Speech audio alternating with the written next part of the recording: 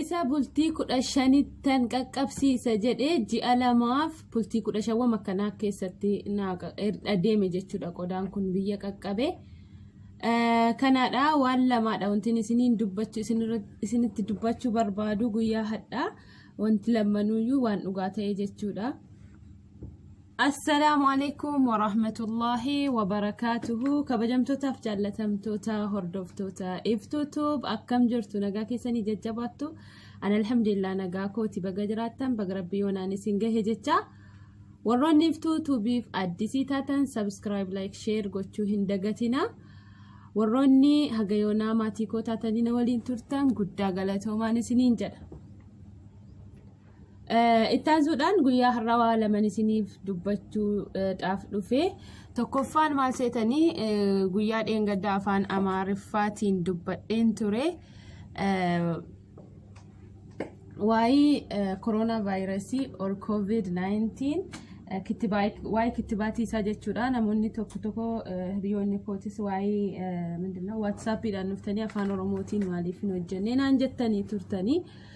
So gaafiidhuma keessan sana ilaalchisee isas afaan Oromootiin isan afaan Amaaraatiin dubbadhe sana isinittiin dubbadha. Ammas immoo deebi'ee waa'ee kaargooti wanti isinii dubbachuu barbaade jechuudha. Kaasatan waa'ee kaargoo.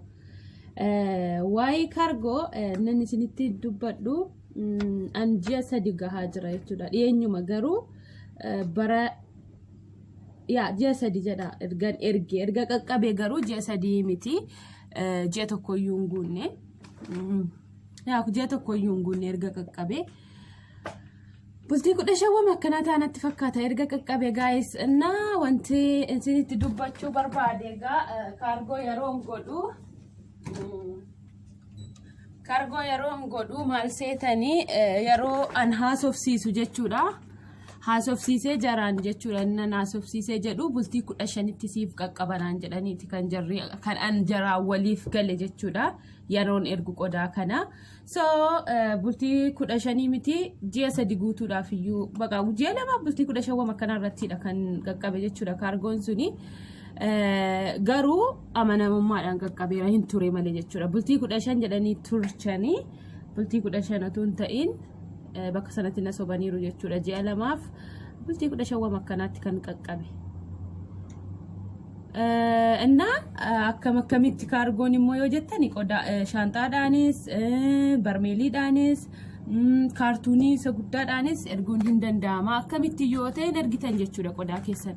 Garuu aggaxamii kana wanti isinitti himuu barbaadu qodaa inni ergitanu jechuun uffatan baay'isina yoo kaasatan yoo ofii keessaniif ni ergitu ta'e yoo jechuun ofii keessaniif ni ergitu yoo ta'e jechuun ko lama fakkeenyaaf warroonni biyya harabaa hojjettanu madaamiin keessan isin erguu yoo ta'e yoo isinii kaffaluu ta'e uffatas ta'e qodaas ta'e kamiiniyyuu walitti qabaa ergadha. Garuu immoo yoo isin ofii keessaniif hin ergitani ta'e qodaa isin fayyadu qofa jechuudha. Yoo qaraxa ofii keessaniif kaffaltu yoo ta'e qodaa isin fayyadu qofa ergadha isiniin jechuun barbaada. Maaliif sababni isaa uffanni yeroo baay'ee yeroo galtanus shaanxaan tokko isin gahaa namaafis kennu yoo ta'e bicha gan uffatan baay'isinaan isiniin jedha. Isumayyuu immoo uffatni jechuudha tokko firfirfameeti kan inni fattashamunaan jedhee mucaanumtiin ni asii naa geesse jechuudha. Inni asii kaargoo naa godhee natti meera duraan jechuudha. Fattashama garuu qodaa siinii erguun dandeessan wanna biraa dhiisa siiniin takkatu cabdi miti siinii erguun ni dandeessan jechuudha. Uffataan hin xaqallaltanii barmeelii keessanii yookiin immoo kaartuunii keessa siin keessu jechuudha. Uffataan xaqallaltanii yoo uffataan martanii jechuudha. Kanaafiyyuu kaargoo godhachuun bareedaadhuma ta'e yoo jiru qaraxnas immoo baay'ee ni jabaata. Hagas maratti jabaa osoo hin taane jahaaf shilingii ture sa'aatii sanatti jechuudha. Sa'aatii hammaan beekne garuu marra jawa barbaadan isiniif fiduu nan danda'a gaafachuu jechuudha. Jahaaf shilingiidha akkan ergetti kiiloo 380 akkanaan ergee sirriitti yaadadhu. Garuu wanti birriin asitti qaraxni jechuudha. Kiiloon asirratti an kaffale birri dirhama 2856 waan akkanaati wajjin kaffalee jechuudha. biyya galee immoo kan isin ajaa'ibu biyyatti baay'ee soraadheen tureeyyuu garuu hagas maras hin soraachisu wanti gara biyyaatti bahee meeqa seetanii gara 15,014 akkanaati jechuudha kan fixe baasuudhaaf kan ergame. Egaa isa kan makiinaa biyya geessu naamni malee isa maleedha. Egaa isa walitti dammarame fagaachuu ni danda'a.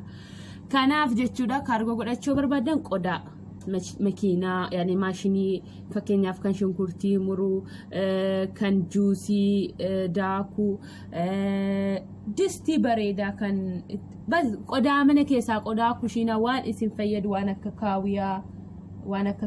kaawiyaa jechuudha. Bicha waadanooti jira wanti isin ergachuu giddeetaa isin barbaachisu jechuudha wanna isin fayyadu jechuudha.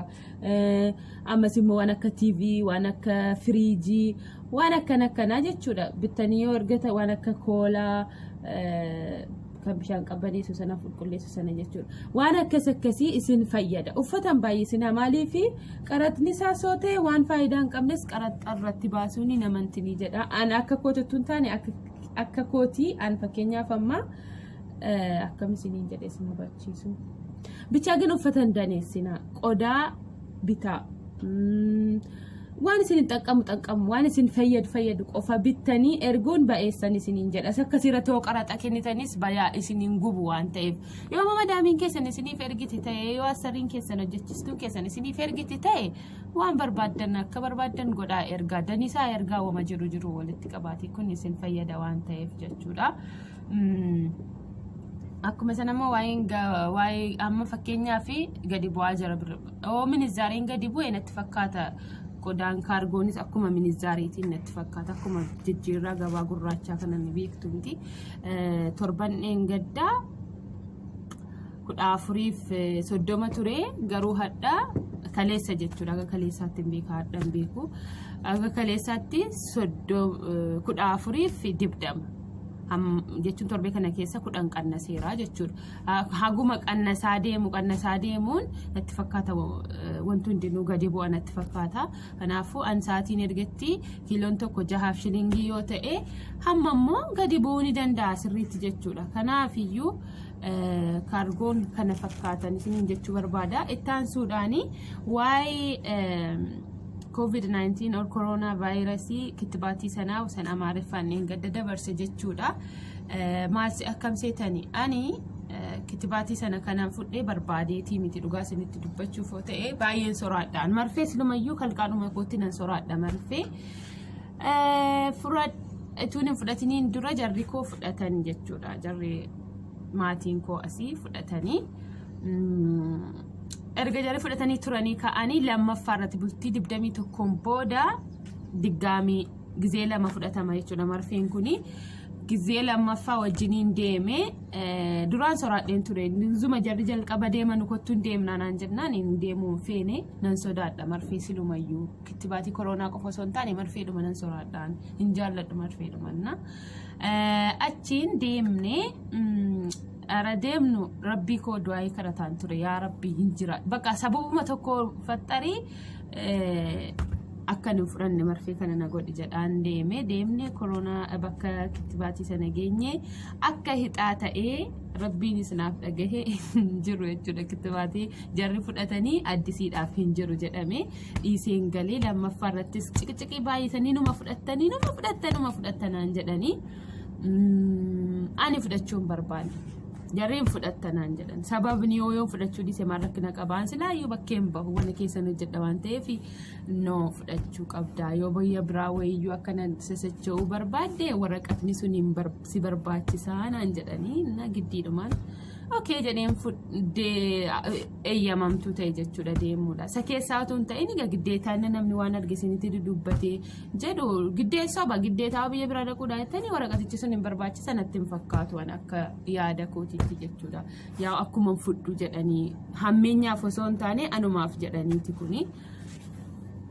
So furadhee deemne kitibaatii sarraatanyonni ni jiru sarraatanyonni lama ana malee ni jiruna deemne kitibaatii sana furanne gaafa tokkoffaa fudhannu baay'ee bareedaa ture nan siin jedhu warafaan siin jiru warafaan nu dura nama 3-4 nama makkanaati namni nu dura jiru jechuudha achuma nanne fudhanne gaafa ammas guyyaa 21 deebinee yeroo dhaqnu yaa rabbi akka gaafa sanaa namarrareen beeku kitibaatiin jechuudha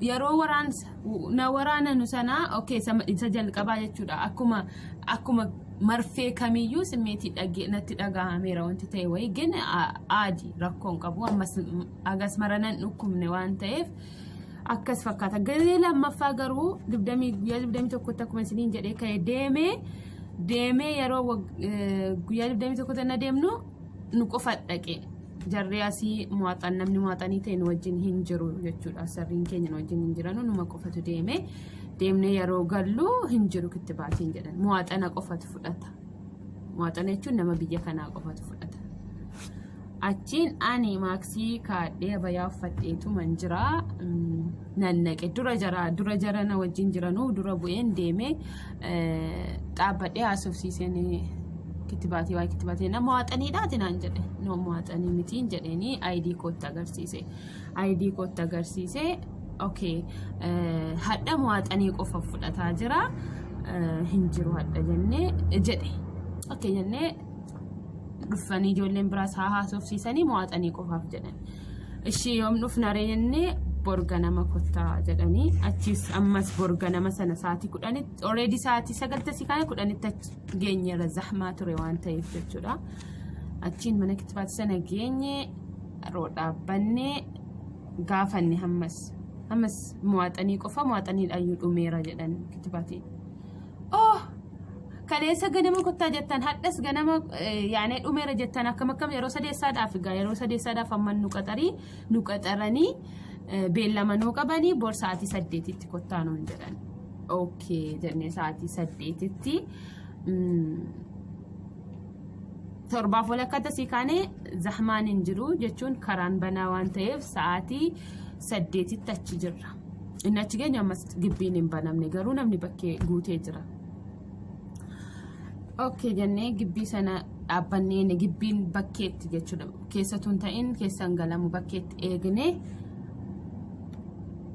yaani sa'aatii 9 wama akkanaatti keessa gallee kitibati sana fudhannee baane anaggaxaamii waraqaa ID ማለት waraqaa kan kennamtu kaardii way jirti siigateen ture bichoota caqaacaqne ID waan jiruuf inna akkuma sanammoo meeseejiin naagalii ture silkii korra meeseejii sanatti agarsiise indagana naa hojjetamee waraqatichi achiin kitibati lammaffaa fudhadhe gale gara mana inna lillahi wa inna ilayhi raaji'uun na dhukkube bakka isa dhumaa na dhukkube jechuudha marfeen gin ana qofa ta'een beeku jarina bira waa tokko xiixne waa tokko yoon jenna an garuu na dhukkube nan nuuf uffatallee qayyarachuu nan dadhabee nan kufee algaarratti jechuudha nan ciisee takka bicuu ammas afuura fudhadhee ga'een ol ka'ee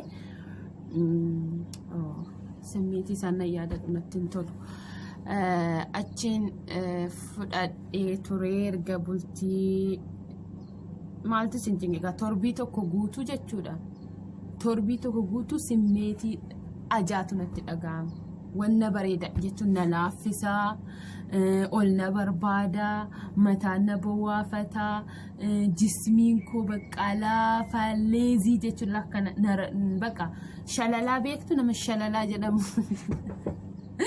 shalalaa jechuudha akkuma shalalaa sana lakkana bakka na laafee jismii na laaffisee kan isin ajaa'ibu garuu torbii tokkoon booda yaani kaleessa har'a kana baroon jira isaan dura garuu namayyuu sin jibbis ana akka koota namayyuu na jibbisiisa genu kitibaatiin kun otuu haasofnu wanti isintti dubbachuu barbaadu hundan dhukkubsu ani doktoraa tofsiiseen ture baay'ee waan nantini jedhee ture na soraachisee ture jechuudha namni duraan kan dhaga'utu oduu yaani ga odus ta'uu danda'a namni fayyifu kitibati fudhatee du'aa ramnaamni kan jedhan dhageen turanna doktora naasofsiise doktora asofsiise isa bultii 15 tan qaqqabsiisa jedhee ji'a lamaaf bultii 15 makkanaa keessatti na adeeme jechuudha qodaan kun biyya qaqqabe Kanaadha waan lamaadha wanti isinitti dubbachuu barbaadu guyyaa hadha wanti lamanuyyuu waan dhugaa ta'e jechuudha.